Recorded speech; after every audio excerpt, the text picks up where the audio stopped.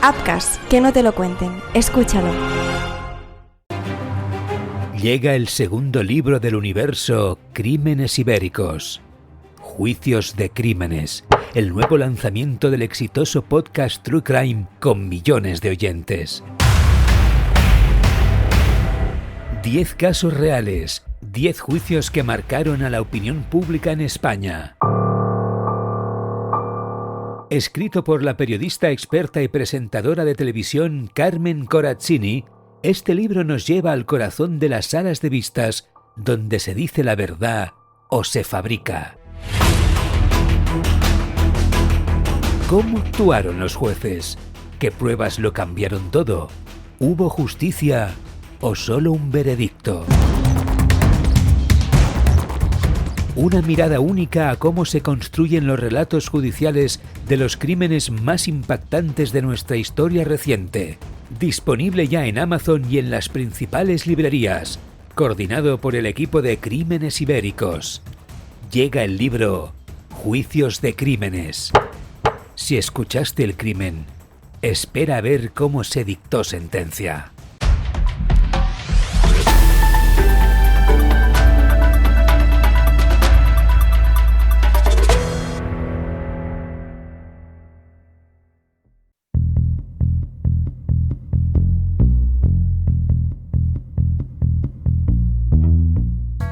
Bienvenidos a una nueva edición muy especial de análisis del caso aquí en Crímenes Ibéricos. Hoy abordamos un suceso que ha mantenido en vilo a España durante 9 años, la desaparición de Francisca Cadenas en Hornachos. Tras casi una década de silencio, la resolución ha llegado desde el lugar menos esperado y a la vez el más cercano. Para entender cómo la ciencia y la persistencia policial logran romper un muro de tiempo de 9 años, contamos como siempre con la doctora María Hernández Moreno. Ella es doctora en ciencias forenses, criminalista especializada en visualización y análisis de patrones de manchas de sangre y docente en el grado de criminología de la Universidad Isabel I. ¿Qué tal, María? ¿Cómo estás? Bienvenida.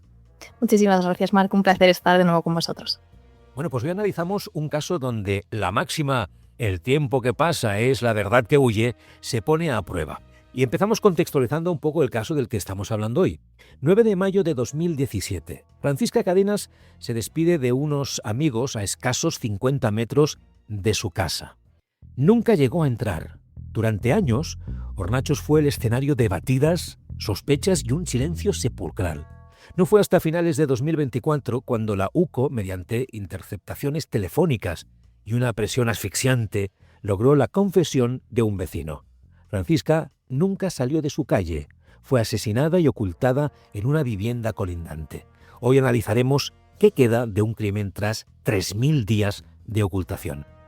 María, suele decirse que no existe el crimen perfecto, sino el mal investigado. En el caso de Francisca, ¿crees que la investigación falló o simplemente fue inefectiva por los límites legales para entrar en esa vivienda sin pruebas de peso? Yo creo que aquí confluyen un poco estas opciones, ¿no?, que tú comentas. Es cierto que no hay una investigación que sea mala o esté mal planteada, sino que tal vez no se ha enfocado de la manera más efectiva posible, por los motivos que sean, porque haya una falta de información, haya una falta también a veces de recursos, las muestras que se recojan no sean suficientemente, contundentes en este caso. Tenemos que tener en cuenta que esas diligencias que nosotros damos por hecho, que pueden ser muy sencillas, ¿no?, esa entrada en un domicilio, esa interceptación de comunicaciones, deben de llevar aparejadas una orden judicial, y si no hay una proporcionalidad suficiente y no se motiva de forma que el juez pertinente considere que es necesario y se pueden llevar a cabo, toda esa información que pueda quedar oculta en ese domicilio, en este caso, no vamos a poder acceder como si tal cosa, porque no tenemos esa capacidad, ¿no? Entonces, no considero que sea una investigación mala, sino que tal vez no había elementos indiciarios suficientemente de peso como para que, bien desde la Guardia Civil en ese momento o bien desde el juez que llevará la instrucción, se considerara suficientemente importante pues el acceso, en este caso, a la vivienda de los principales sospechosos, que a día de hoy, 9 años después, se ha demostrado que hubiese sido un elemento clave para que la investigación pues hubiese sido cosa de unas horas prácticamente.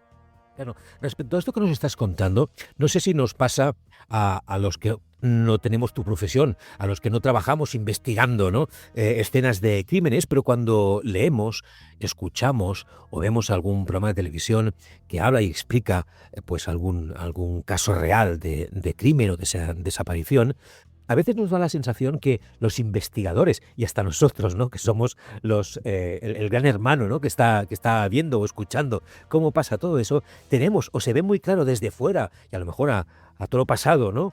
Que eso era una prueba clara, de un indicio claro de quién había sido o de cómo se había cometido.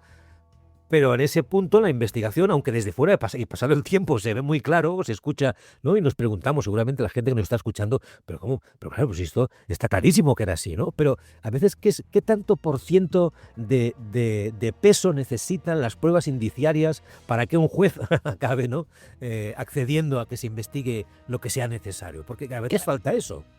El problema que tenemos, yo creo que van a confluir dos cosas fundamentalmente. Por un lado, esa necesidad de querer solucionarlo todo y resolverlo muy rápido, porque en gran parte estas series que comentas, ¿no? Estos CSIs, han dado lugar a un nombre que de hecho se llama efecto CSI, que básicamente lo que nos viene a decir es que debido a la ficción y a veces a la facilidad con la que se van resolviendo este tipo de casos súper complicados en series, ficción, De ficción, películas, claro. efectivamente, los ciudadanos tendemos a caer en la premisa de que es todo muy fácil, de que era obvio, de que con cualquier muestra que cogemos en un escenario lo metemos en una maquinita y es todo inmediato, y a veces, Ujú. claro, ni tenemos esas herramientas porque algunas pueden ser más o menos realistas, pero normalmente la ficción da un pasito más allá, ni es todo tan sencillo, ni los tiempos que se manejan en una investigación son tan sumamente rápidos. Entonces, por un lado, tenemos esa mala costumbre de pensar que es todo sencillo, rapidísimo, las pruebas no fallan y es inmediato.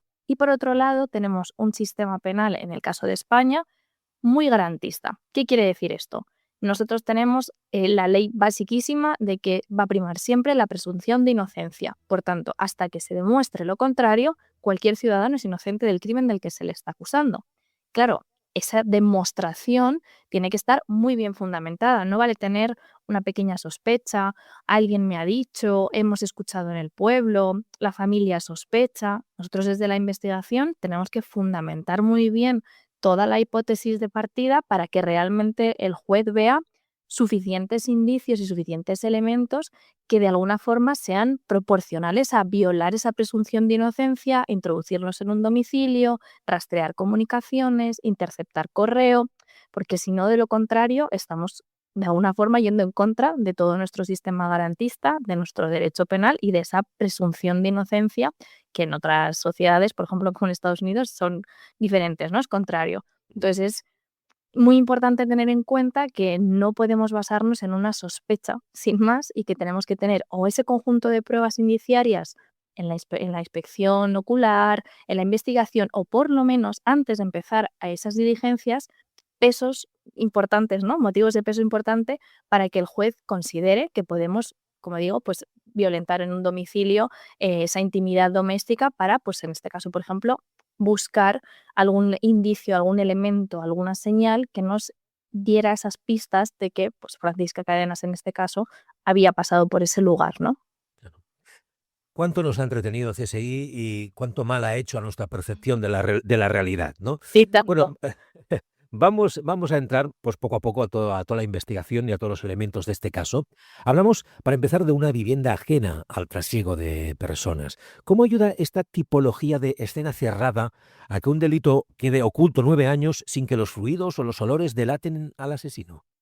Allí tenemos que tener en cuenta que es cierto que en muchas ocasiones las escenas cerradas pueden ser muy positivas porque pensamos en lugares pues, ajenos al trasiego de personas, como dices, posibles manipulaciones externas, fenómenos meteorológicos, animales, pero al mismo tiempo, al ser una zona privada en la que normalmente nadie más va a tener acceso que los propios moradores, es verdad que todo aquello que quieran ocultar de puertas para adentro puede ser más sencillo.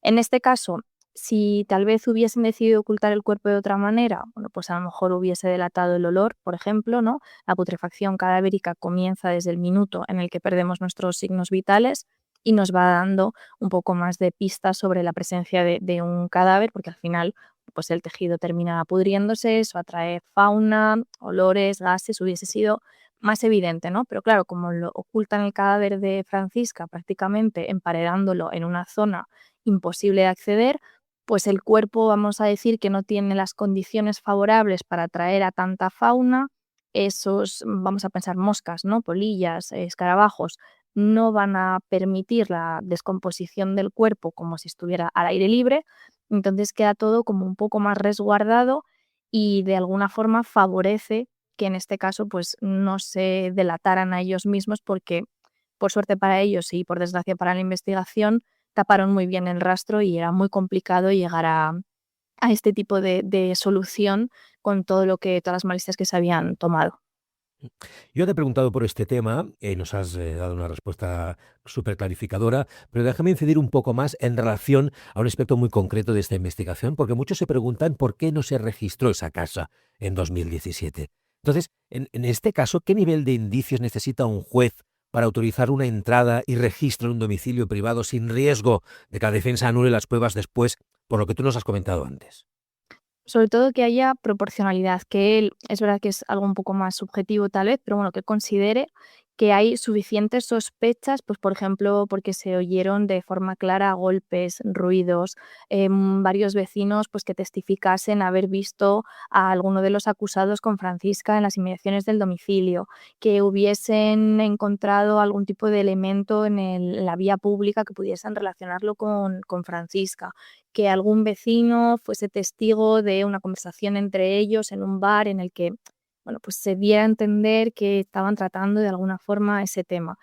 No es tanto las pistas claras, porque no estamos hablando de la investigación de la escena, ¿no? Y de esas pruebas concretas del caso, sino tener más una hipótesis en la que se sustente, como digo, esa necesidad de romper la intimidad de estas personas y que haya una proporcionalidad de las acciones. Entonces, no hay nada en concreto que esté escrito a nivel legislativo en la Ley de Enjuiciamiento Criminal o en el Código Penal, sino que es más una apreciación de que realmente merece la pena de alguna forma poner en entredicho esa inocencia, ¿no? De la que se presume que cuentan estas personas, como para que se lleve a cabo un registro en un domicilio y se violente su intimidad de cara siempre a que sea favorable para la investigación. Entonces, tal vez si no se contaban con suficientes sospechas, pues no sé, a lo mejor testimonios en el momento en el que ellos declaran que no parecieran sospechosos, que contaran con una coartada, que no hubiera testigos de ruidos, ni de ningún tipo de altercado en esa vivienda, etcétera, etcétera,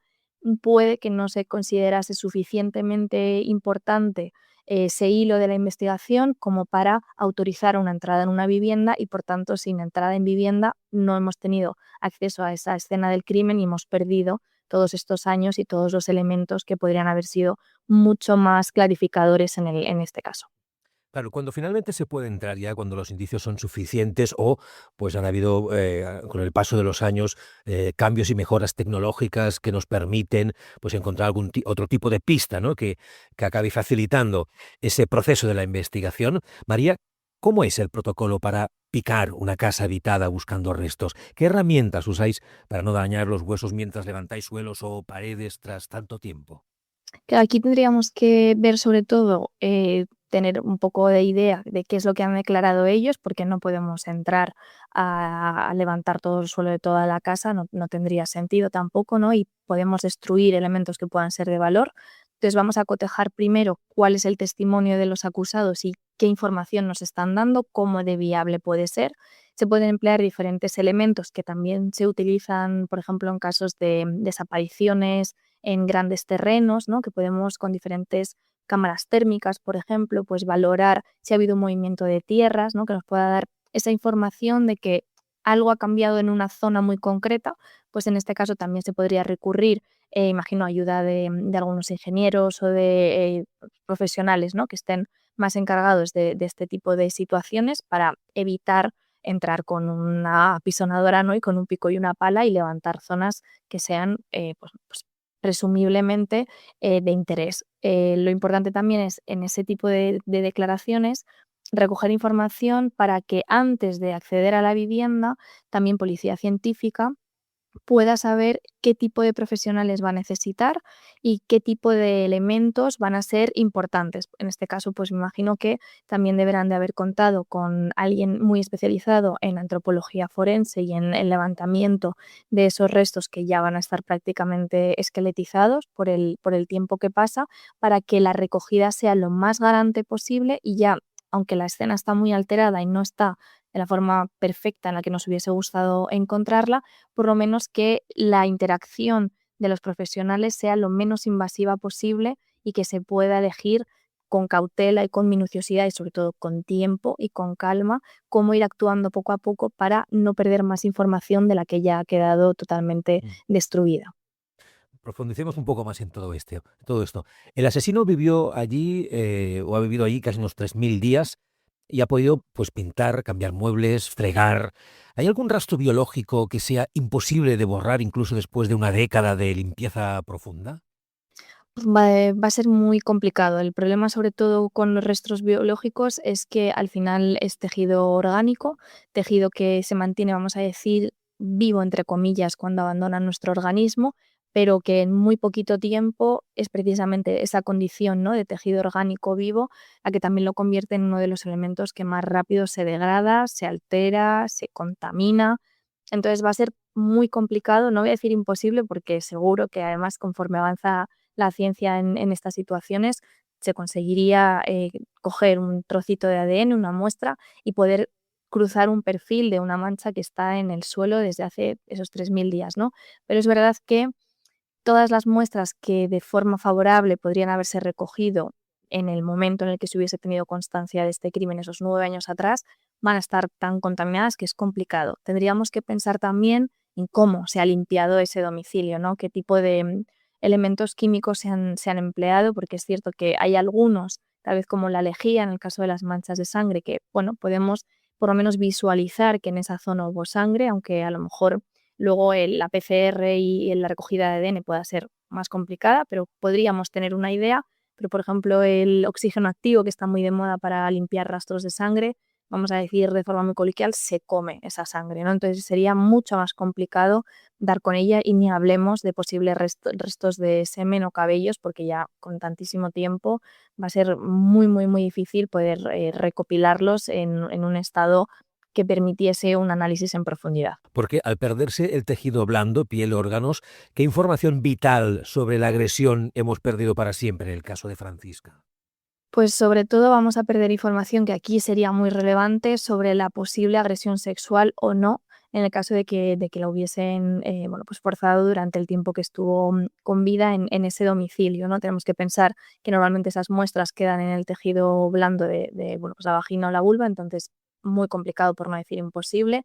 Si ha habido algún tipo de forcejeo y, por ejemplo, ella arañó o arrancó algún cabello y quedó esa información debajo de las uñas, va a ser también tejido que probablemente pues esté perdido o prácticamente descompuesto, y también tenemos que tener en cuenta cualquier tipo de lesión que haya recibido como víctima que no haya entrado en contacto con el hueso, por ejemplo, una puñalada, alguna herida más superficial, quemaduras, cualquier tipo de contacto que no haya llegado a un plano óseo y se haya quedado solo en piel o en órganos vitales.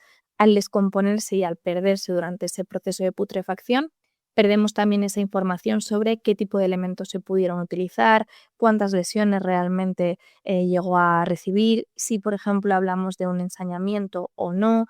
Entonces complica un poco más la casuística de la resolución, porque nos vamos a basar solo en los huesos, que también nos van a dar información, pero en menor medida, y en la declaración de los acusados, que tampoco vamos a poder llegar a concretar cuánto dicen de verdad y cuánto dicen de mentira, claro.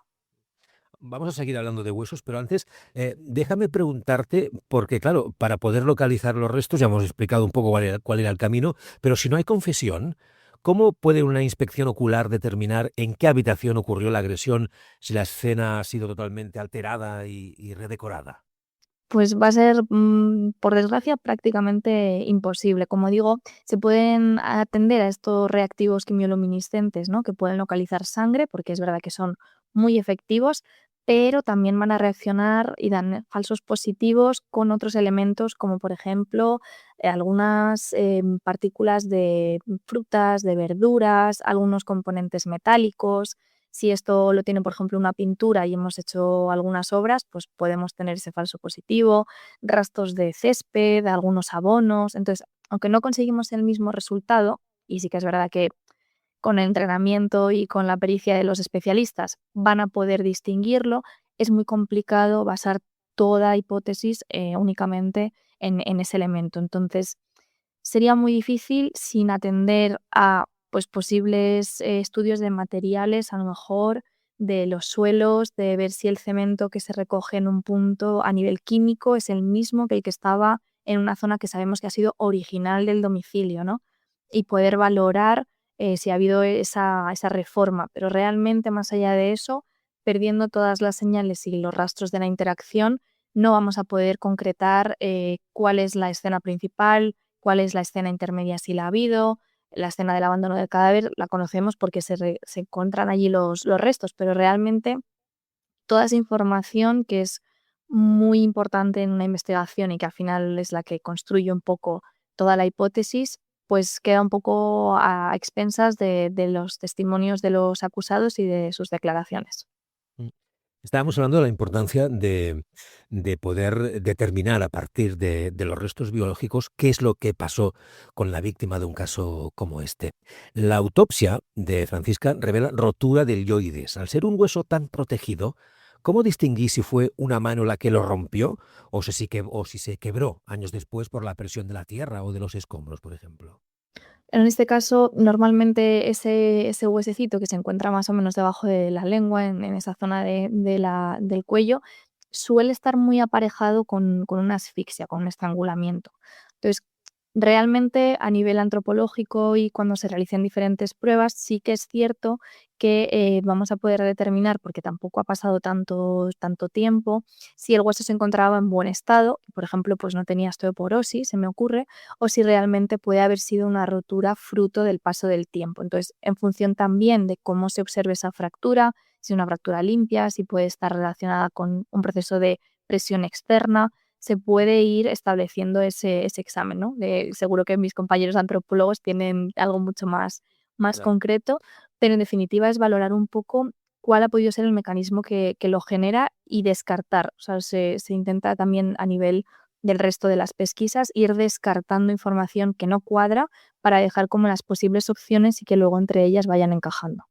O sea que a nivel forense se puede contrarrestar o responder a si el sospechoso alega que la rotura fue accidental, ¿no? Por una caída, por ejemplo, pues explicar que anatómicamente pues ese hueso sí sufrió esa presión o la rotura fue por otra causa, ¿no? Que Efectivamente. no se podía alegar.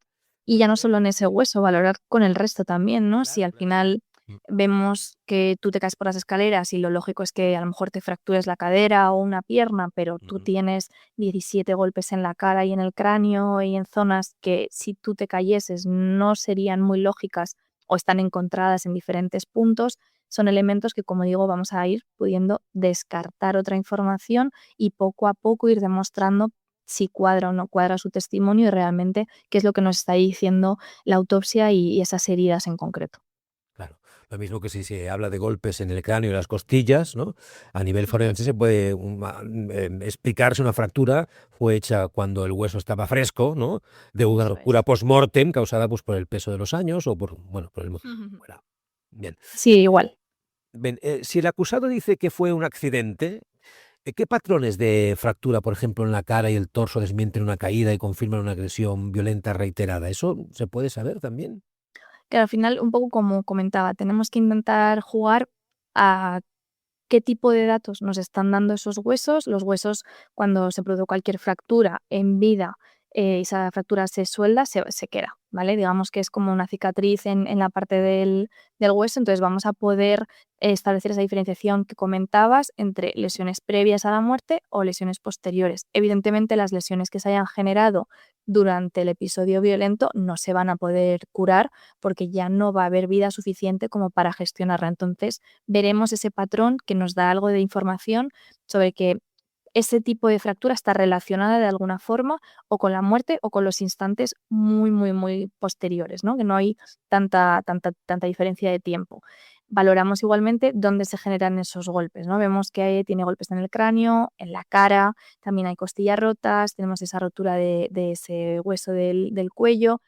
Es una violencia que no encaja con un único golpe, porque son muchas las zonas que están contusionadas y que han sufrido esa violencia. Entonces, descartamos esas posibilidades, la forma en la que también se hayan encontrado esos restos, el orden y la manera en la que se han ido colocando nos van a dar pistas sobre ese posible descuartizamiento, ¿no? Y eso también nos da una idea de nuevo de la violencia del episodio y de la posibilidad de que cada vez menos cuadre ese testimonio de un único golpe, una caída fortuita, un empujón y simplemente ese golpeo en la cabeza, porque ya vemos que son fracturas en muchas zonas, que es muy complicado que se sucedan de forma simultánea y que están todas relacionadas con el momento o de la muerte o justo posterior, porque no les ha dado tiempo a cicatrizarse ni a curarse y por consiguiente cada vez digamos que nos señalan a un tipo de muerte que no es accidental. Claro, porque el hueso además puede memorizar la marca de las herramientas usadas para la agresión. Sí, además esta es una de las partes que es verdad que perdemos información en ese tejido blando, porque no vamos a ver, por ejemplo, en una puñalada el filo, el tamaño, la lesión que queda, si es penetrante, si atraviesa, etcétera, etcétera. Pero en el hueso, dado que es un tejido muy fuerte, ¿no? Y esa interacción entre diferentes herramientas o herramienta y superficie que podemos estudiar, por ejemplo, al forzar una puerta o una ventana, también la vamos a poder ver, aunque es de una forma muchísimo más complicado, ¿no? Hasta que no limpiamos bien esa zona ósea. Si, por ejemplo, nosotros utilizamos un tipo de elemento pues, que sea contundente, un martillo, que toque hueso, que haga alguna esquirla, que deje algún tipo de marca, igual pasa con armas blancas, ¿no? Con los filos. Todas esas microlesiones que se quedan en el hueso, vamos a poder luego estudiarlas y compararlas para poder determinar qué tipo de útil es el que aparentemente se utilizó y si encontramos esos elementos, por ejemplo, si encontrásemos un martillo, un cuchillo, etcétera, en el domicilio o en la escena del crimen, establecer un cotejo, un estudio comparativo para poder llegar a determinar si por la morfología, tamaño, tipo de filo, el ancho, el largo, etcétera, cuadran con esos objetos, pero también luego a nivel ya de microscopio, si realmente esas señales que va a dejar ese cuchillo, que de forma concreta, pues a lo mejor tiene una mella en una parte del diente, si es liso, si no, van a ser exactamente las que hemos observado en el hueso, porque hay un principio de correspondencia, ¿no? Que es uno de los elementos también que se asienta en la criminalística, que nos permite concretar que cada elemento deja señales únicas, solamente propias de ese tipo de herramienta. Entonces, perdemos parte en el tejido blando, pero el estudio de los huesos va a poder aportar muchísima información también en este caso. De según qué agresiones y violencia, nos estaba explicando María que evidentemente los huesos pues nos pueden llegar a dar mucha información. Pero cuando hablábamos de la saliva o el semen, que evidentemente pues pasado pues mucho tiempo se degradan esos restos, ¿existe alguna técnica para encontrar rastros de la agresión sexual en los huesos o allí es un limbo legal donde se refugia el culpable? Claro, esto pasa en muchos casos en los que se encuentran los cuerpos de mujeres desaparecidas durante años, ocultados en agua, etcétera, etcétera. Se pierden con el tejido blando, entonces no hay forma real de poder establecer científicamente un estudio concreto que avale que ha habido una agresión sexual porque perdemos acceso también a posibles moratones o marcas de manos o agarrones, por ejemplo, en el interior de los muslos, algún tipo de marca, señal que se pueda relacionar porque queda todo en tejido blando. Entonces es muy complicado, por no decir imposible, establecer únicamente con un estudio óseo una posible agresión sexual. Mm. Vamos al ADN porque sin huellas, sin rasgos faciales, pues a veces lo que nos puede quedar es el ADN. Es mucho más complejo extraer material genético de un hueso de 9 años. ¿El resultado de identidad es igual de rotundo que una muestra de saliva?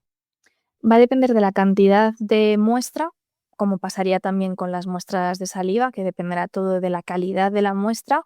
Va a ser más complejo, evidentemente, porque ya tenemos que pensar en un tratamiento de la evidencia, no hay una máquina, ¿no? A pesar de que PSI nos diga lo contrario, que metemos un hueso y nos da un dato, vamos a tener que extraer la parte interna, pero es cierto que el resultado va a ser exactamente igual de contundente y si hay una coincidencia es igual de válido que el que podemos extraer de otros elementos orgánicos.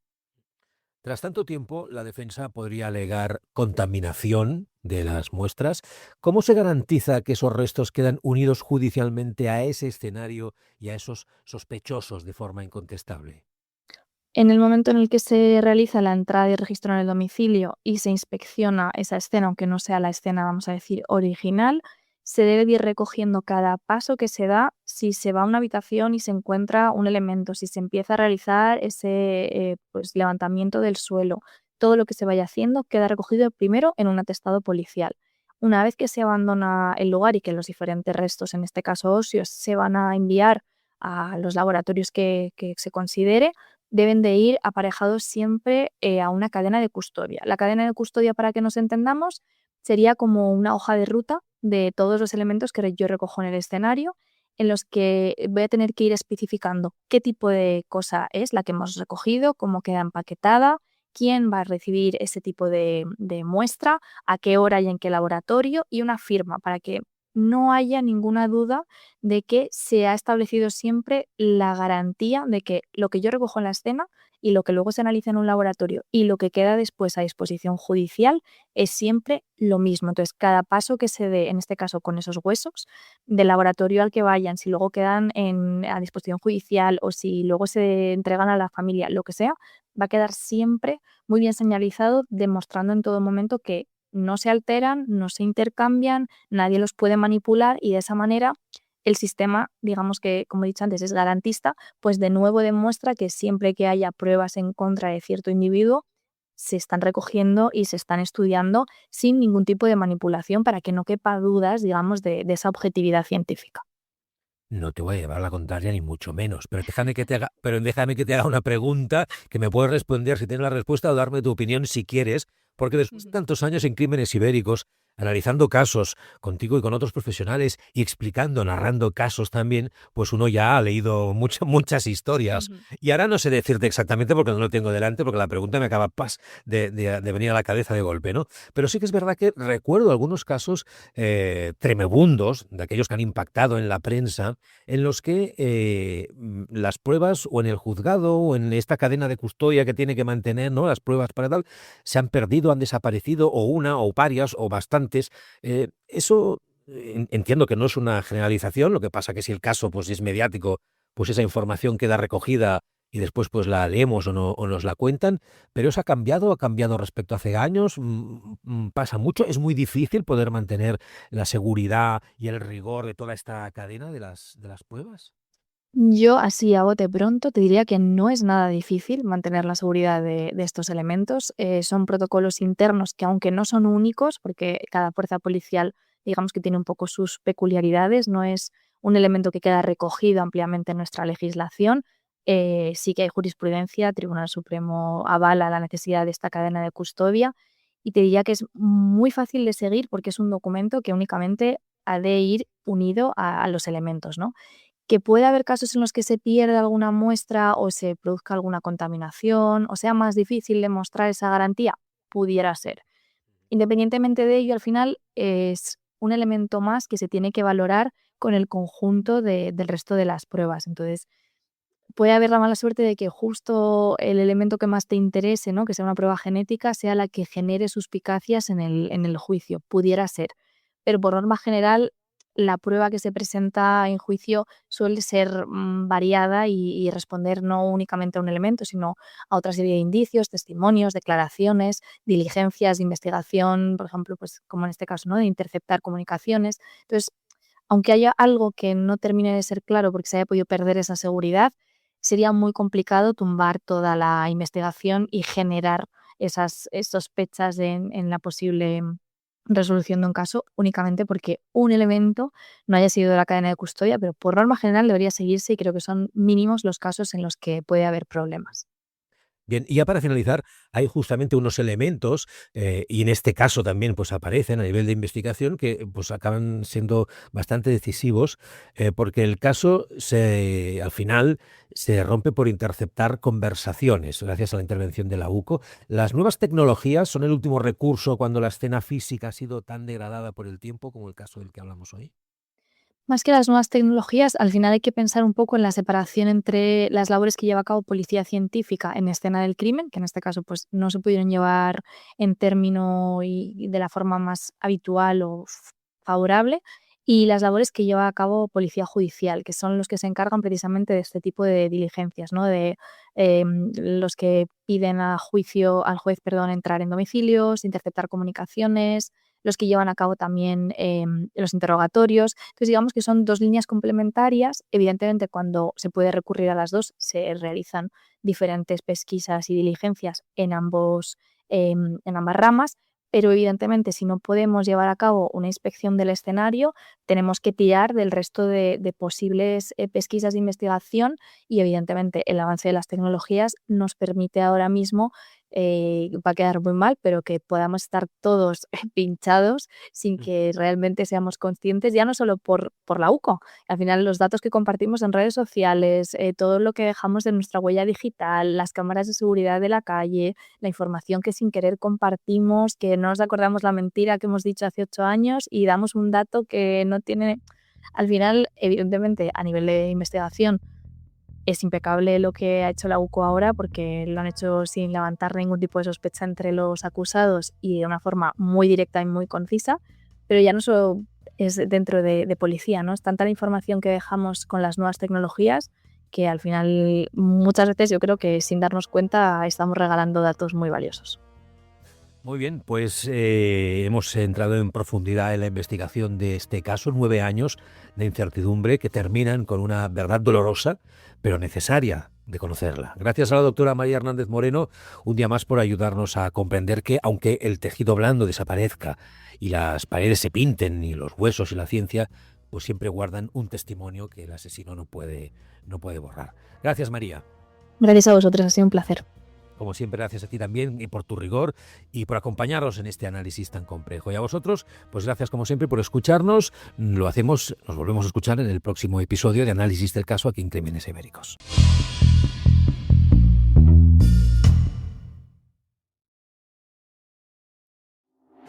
Pon la palabra Apcas en el buscador de tu plataforma de podcasting y conoce todas nuestras producciones. Apcas, que no te lo cuenten. Escúchalo. Supe que el fútbol era demasiado pequeño para mí, que ya no bastaba con ser leyenda. Tenía que convertirme en algo más grande, en mito, en presidente. Esta no es una historia sobre política, es una historia sobre lo que pasa cuando un país confunde gloria con salvación.